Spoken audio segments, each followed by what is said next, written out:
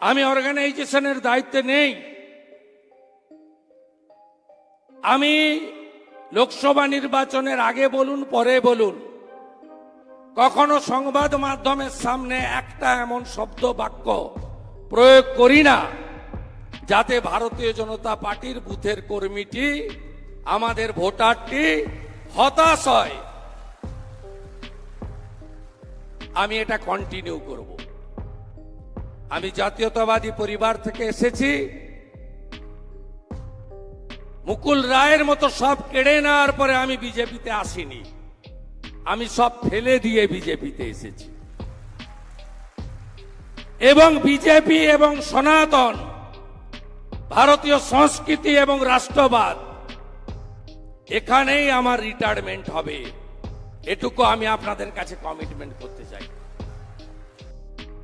আমরা উপদ্রুত এরিয়া আইন কার্যকর করে এই গুন্ডাদের ভোটের দিন বাড়িতে তালা চাবি দিয়ে আটকে রাখতে চাই।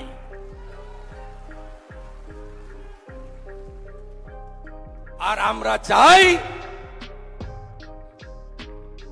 এপিক কার্ড দেখার পাওয়ার দেওয়া হোক কেন্দ্রীয় বাহিনীকে, election commission.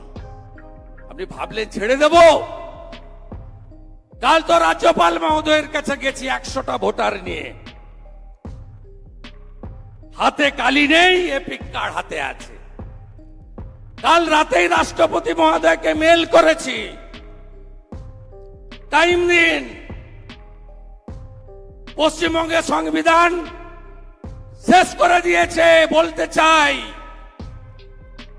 We want democracy in Bengal, safe democracy in Bengal, to protect constitution in Bengal.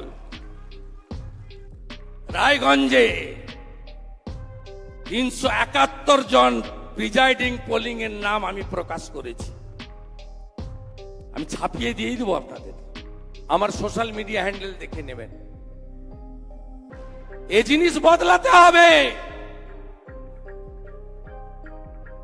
ভারতীয় জনতা পার্টির সাংগঠনিক দুর্বলতা, নেতৃত্বের ব্যর্থতা, এসব পরে হবে। আর বলবো, আমিও বলেছি রাষ্ট্রবাদী মুসলিম, আপনারাও বলেছেন সবকা সাথ সবকা বিকাশ। আর বলবো না, বলবো जो हमारे साथ हम उनका साथ, जो हमारे साथ, जो हमारे साथ, जो हमारे साथ, हम उनका साथ, सबका साथ सबका विकास। बंद करो, नो नीड संख्यालघु मोर्चा। ওনার বক্তব্য আপনারা শুনলেন। শুধুই কি রাজনীতি করার জন্যই এই বক্তব্য? অর্থাৎ এই বক্তব্য কি শুধু রাজনৈতিক উদ্দেশ্য প্রণোদিত, নাকি সত্যি এই বক্তব্যের সাথে আপনারাও একমত? এই বক্তব্যের যুক্তিযুক্ত বলেই, যুক্তিপূর্ণ বলেই আপনারা মনে করছেন? অবশ্যই কমেন্ট করতে ভুলবেন না এই বক্তব্যকে কিভাবে দেখছেন এবং এটা কতটা যুক্তিযুক্ত। নাকি শুধুই রাজ্যে যেমন বিরোধিতা করা বা শাসক শিবির বা বিরোধী শিবির তারা বলতে হবে বলে বলে বা রাজনীতির উদ্দেশ্যে বলে, নাকি শুধু সেটাই? অবশ্যই আপনার সুপরামর্শ, আপনার যে মতামত, সুচিন্তিত মতামত অবশ্যই কমেন্ট করতে ভুলবেন না। আপনার কমেন্টের অপেক্ষায় থাকলাম। ভিডিওটি ভালো লাগলে লাইক ও শেয়ার করুন এবং চ্যানেলটি ভালো লাগলে প্লিজ সাবস্ক্রাইব করবেন বন্ধুরা। কমেন্ট করতে ভুলবেন না। ভালো থাকুন।